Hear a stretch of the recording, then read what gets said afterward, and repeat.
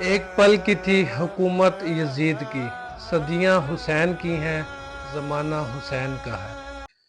اللہ کے رسول حضرت محمد مصطفیٰ صلی اللہ علیہ وآلہ وسلم امام حسین علیہ السلام کو بلند کر کے دنیا کو یہ بتاتے تھے کہ یہ حسین مجھ سے ہے اور میں اس حسین سے۔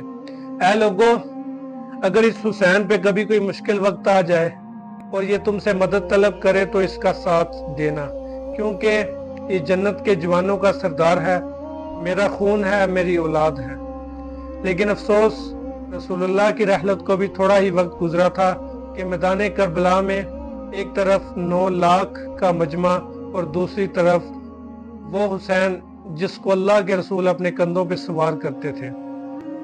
امام حسین علیہ السلام اپنے نانا کی امت سے بار بار کہتے رہے کہ کیوں میرا راستہ روکا ہے؟ اے لوگوں، پہچانو، میں تمہارے نبی کا نواسا ہوں۔ کیوں 3 دن سے میرے بچوں کو پیاسا رکھا گیا ہے؟ کیوں میرے عزیز و اقارب کو شہید کیا گیا ہے؟ کیا میں نے کسی انسان کا حق کھایا ہے یا کسی پہ ظلم کیا ہے؟ اتنے میں مجھے یزید ایک آواز میں کہنے لگی، اے حسین، ہم تجھے تیرے بابا علی کے بغض میں قتل کر رہے ہیں تاکہ یزید ہماری جولیاں دولت سے بھر دے۔ امام حسین علیہ السلام نے فرمایا، اے لوگو، آج جس اسلام کا علم تمہارے ہاتھوں میں بلند ہے، یہ علم میرے بابا علی نے بلند کیا۔ مت بھولنا، خیبر و خندق میں اگر علی نہ ہوتے تو اسلام کی فتح ناممکن تھی۔ وہ علی جس نے پوری زندگی اسلام کی تبلیغ کی، حق کو بلند کیا اور رسول اللہ کی حفاظت کی، آج اس علی کو یہ اجر دے رہے ہو۔ اتنے میں یزید کی فوج کے سپہ سالاروں نے دیکھا کہ کہیں فوج میں بغاوت نہ ہو جائے، بس لاکھوں کی تعداد میں رسول اللہ کے نواسے پہ حملہ کیا اور امام حسین علیہ السلام نے اللہ کا نام لیا اور ذوالفقار کو نیام سے نکالا۔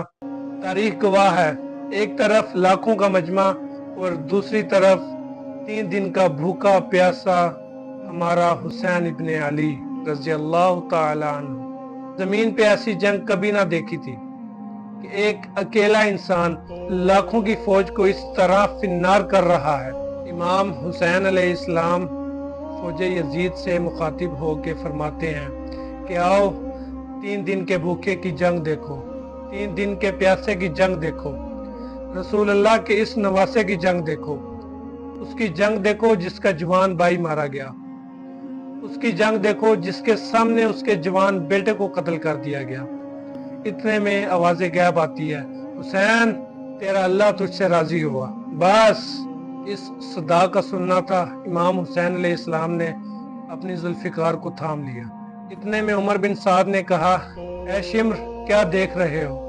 یہ علی کا شیر ہے، اس کو مات دینا ناممکن ہے، جاؤ خیموں کو آگ لگا دو۔ بس کچھ ظالموں نے بیبیوں کے خیمے کو آگ لگا دی اور کچھ امام حسین علیہ السلام کو دور سے تیر مارنے لگے۔ امام حسین علیہ السلام کبھی خیموں کی طرف دوڑتے، کبھی فوج کی طرف دوڑتے۔ عمر بن سعد اور شمر نے فوج کو 4 حصوں میں تقسیم کر لیا اور یہ کہا، کوئی بھی حسین کے نزدیک نہ جائے، جس کے پاس جو چیز ہے وہ حسین کو دور سے مارے۔ جس کے پاس نیزہ تھا وہ نیزہ مارتا رہا، جس کے پاس تیر تھے وہ تیر مارتا رہا۔ تاریخ نے لکھا ہے، جس کے پاس مارنے کو کچھ بھی نہ تھا وہ کربلا کی گرم زمین سے مٹی اٹھا کر امام حسین علیہ السلام کی طرف پھینکتا رہا۔ امام حسین علیہ السلام کے جسم مبارک پر ہزاروں زخم لگتے رہے۔ آپ کے جسم مبارک پر اتنے تیر تھے کہ آپ کا جسم مبارک نظر نہیں آ رہا تھا۔ جیسے ہی نواسہ رسول گھوڑے کی سیٹ سے نیچے زمین پر آتے ہیں تو فوج یزید جھومنا شروع کر دیتی ہے، لیکن اتنے میں وہ گھوڑا جس پر آپ سواری کیا کرتے تھے وہ آپ امام حسین علیہ السلام کی چاروں طرف گھومنا شروع کر دیتا تھا تاکہ وہ اپنے آقا امام حسین علیہ السلام کو بچا سکے۔ اتنے میں عمر بن سعد نے کہا، اے لوگو، رکو، میں نے خود اپنی آنکھوں سے دیکھا ہے کہ اس گھوڑے پہ آپ صلی اللہ علیہ وآلہ وسلم سواری کیا کرتے تھے، رکو، کہیں تیر اس گھوڑے کو نہ لگ جائے۔ اور اس طرح تیروں کا چلنا بند کر دیا گیا۔ افسوس ہے، ان لوگوں کو اس گھوڑے کا تو احترام معلوم تھا جس پر آپ صلی اللہ علیہ وآلہ وسلم سواری کیا کرتے تھے، لیکن اس حسین کا احترام بھول چکے تھے جس کو آپ صلی اللہ علیہ وآلہ وسلم کندھوں پہ سوار کر کے امت کو دکھایا کرتے تھے۔ بس امام حسین علیہ السلام نے زمین کربلا پہ اپنا سر رکھ کے اللہ کا شکر ادا کیا، اور وہاں فوج یزید کے مختلف سپاہی امام حسین علیہ السلام کا سر کاٹنے کے لیے ان کے قریب آتے۔ جو سپاہی امام حسین علیہ السلام کا سر کاٹنے کے لیے ان کے قریب جاتا، وہ امام حسین علیہ السلام کے چہرے کی طرف دیکھتا، اور اسے امام حسین علیہ السلام کے چہرے میں حضرت محمد مصطفیٰ صلی اللہ علیہ وآلہ وسلم کا چہرہ نظر آتا، اور وہ چیخ کر واپس چلا جاتا۔ تو شمر کہنے لگا، تاکہ یزید میری جھولی دنیاوی دولت سے بھر دے۔ یہ کہتے کہتے شمر نے امام حسین علیہ السلام کا گلا کاٹ دیا، اور امام حسین علیہ السلام کا سر قلم ہونے کے بعد بی بی سکینہ کو تماچے مارنے لگے، اور رسول اللہ کی نواسیوں کے سر سے چادر لوٹ لی گئی، اور امام حسین علیہ السلام کے جسم مبارک کی توحید کرنے لگے۔ امام حسین علیہ السلام کا سر قلم ہونے کے بعد لوگ امام حسین علیہ السلام کے جسم مبارک پر جو چیز تھی وہ سب کچھ لوٹنا شروع ہو گئے۔ پھر ایک شخص نزدیک آیا، اس نے دیکھا امام حسین علیہ السلام کے ہاتھ پر ایک انگوٹھی پہنی ہوئی تھی۔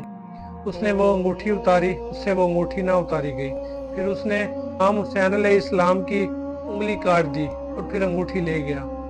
اتنے میں عمر بن سعد کہنے لگا، اے شمر، حسین اور اس کے ساتھیوں کی لاش کا وہ حال کرتے ہیں کہ رہتی دنیا تک یزید کے خلاف کوئی آواز نہ اٹھا سکے۔ امام حسین علیہ السلام کی لاش کو پامال کر دیا گیا۔ تاریخ گواہ ہے، کربلا کی گرم زمین پر رسول اللہ کا نواسا اکیلا پڑا رہا، اور مغرب کے گھوڑے مشرق کی طرف دوڑنے لگے، اور مشرق کے گھوڑے مغرب کی طرف دوڑنے لگے۔ اس طرح امام حسین کا جسم پامال ہوتا رہا۔ امام جعفر علیہ السلام فرماتے ہیں، میرا سلام ہو میرے اس غریب دادا پر جس کی لاش کو اس طرح پامال کر دیا گیا کہ ان کی دائیں پسلیاں بائیں طرف اور بائیں پسلیاں دائیں طرف ہو چکی تھی، جن کا سینہ اور پشت ایک ساتھ ہو گیا۔ سلام ہو میرے اس بے وطن دادا حسین پر جن کے جسم مبارک کے ٹکڑوں کو کربلا کی زمین پہ بکھیرا گیا۔ سلام ہو، سلام ہو، سلام ہو۔